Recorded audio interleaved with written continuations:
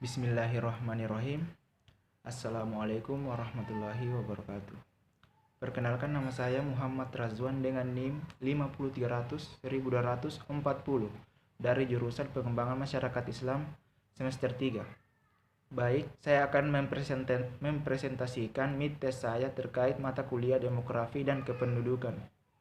Ada 4 tahap proses transisi penduduk. Uraikan 4 tahapan yang dimaksud. Tahap pertama, angka kematian dan angka kelahiran keduanya sama-sama tinggi. Pada tahap ini, masyarakat berada pada kondisi pra-industri yang menyebabkan kematian cukup tinggi karena faktor yang menyebabkan peningkatan dan kelahiran seperti belum tersedianya program KB dan alat kontrasepsi. Sedangkan kematian meningkat akibat gagal panen, pendapatan rendah, dan wabah penyakit yang tidak terkontrol.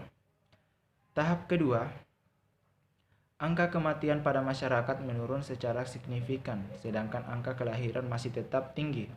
Pada tahap ini, tingkat mortalitas atau keamanan turun secara perlahan, namun populasi tetap meningkat dikarenakan 2 faktor yang menyebabkan penurunan tingkat kematian, yaitu adanya perbaikan penyediaan makanan dari hasil pertanian serta perbaikan di bidang kesehatan.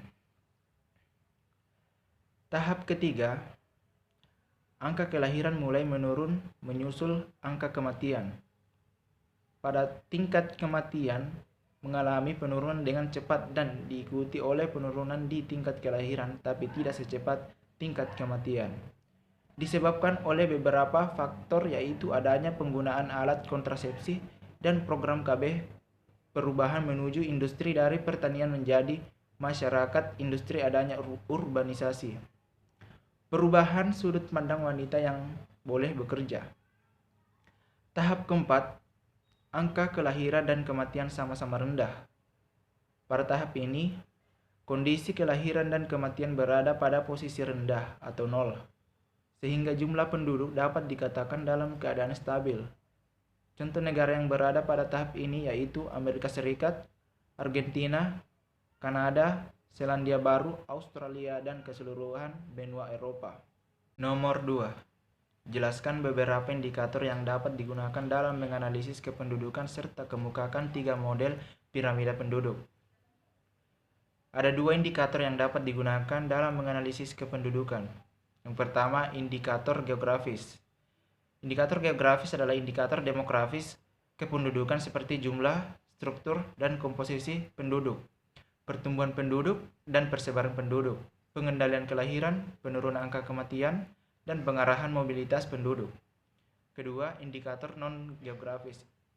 Indikator non-demografis yang berkaitan langsung dengan masalah kesejahteraan seperti presentasi penduduk miskin, presentasi keluarga prasejahtera, indeks pembangunan manusia, indeks harapan hidup, indeks pendidikan, indeks daya beli, tingkat partisipasi angkatan kerja, tingkat pengangguran terbuka, dan setengah pengangguran.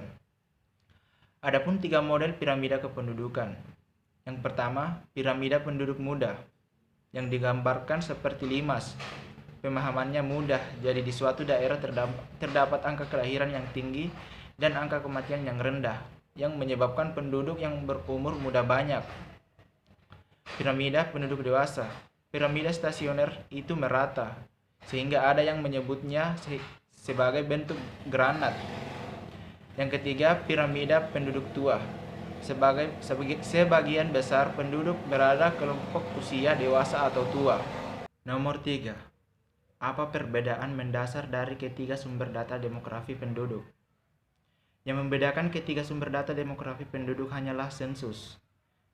Di Indonesia saat ini, data penduduk yang dapat disebut paling mendekati kondisi sebenarnya hanyalah data penduduk hasil sensus. Mengapa demikian? Karena pada waktu yang bersamaan dilakukan pendataan di seluruh wilayah terhadap seluruh populasi. Dalam istilah statistika, angkanya disebut parameter, bukan lagi statistik.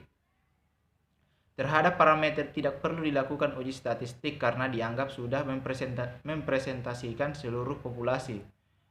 Kekurangan sensus, data penduduk baru bisa diterbitkan dalam waktu yang relatif lama, sehubungan dengan banyaknya data yang harus diolah. Nomor 4. Teori fertilitas dapat ditinjau pendekatan sosial dan ekonomi. Kemukakan dua pendekatan tersebut. Jadi, ada dua pendekatan yang dapat ditinjau terkait teori fertilitas. Yang pertama, pendekatan sosial. Di sini ialah pendekatan multiaksi yang menyegarkan bantuan standar minimal dasar bagi orang miskin atau orang yang memiliki masalah sosial, yang dibarengi dengan sentuhan sosial, bahkan personal approach. Yang kedua, pendekatan ekonomi adalah kemampuan dalam menghasilkan laba atau menghasilkan pendapatan yang lebih tinggi dari biaya produksi. Oleh sebab itu, semakin tinggi pendapatan yang diperoleh, maka semakin berhasil perusahaan tersebut. Nomor 5. Dimisalkan diketahui data fertilitas daerah Sukamaju di bawah ini. Dan untuk nomor 5, kita bisa perhatikan tabel berikut. Tentukan GFR dan ASFR. Jadi, untuk GFR-nya kita harus melihat rumusnya terlebih dulu. Rumus GFR itu BP kali K. Dan keterangannya bisa kita lihat di PPT ya. GFR sama dengan 591.800 kali 1000 sama dengan 32,7. Hasil di atas menunjukkan bahwa dari 1000 wanita berumur 15 sampai 59 tahun terdapat kelahiran sebanyak 32,7 bayi. Sedangkan ASFR-nya kita ambil di tabel yang urutan pertama dan rumusnya itu PI kali K. Keterangannya bisa kita lihat di PPT. Jadi ASFR sama dengan BI-nya 3150 dari usia 15 sampai 19 tahun kali konstantanya 1000 sama dengan 20 bayi. 6. Di dalam analisis mortalitas dikenal istilah standarisasi. Jelaskan yang dimaksud dan macam-macam standarisasi. Apa sih itu standarisasi?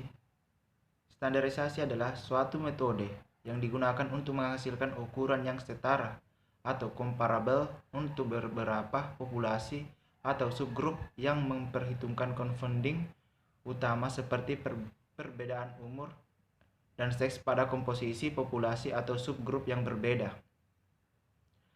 Ada dua cara standarisasi.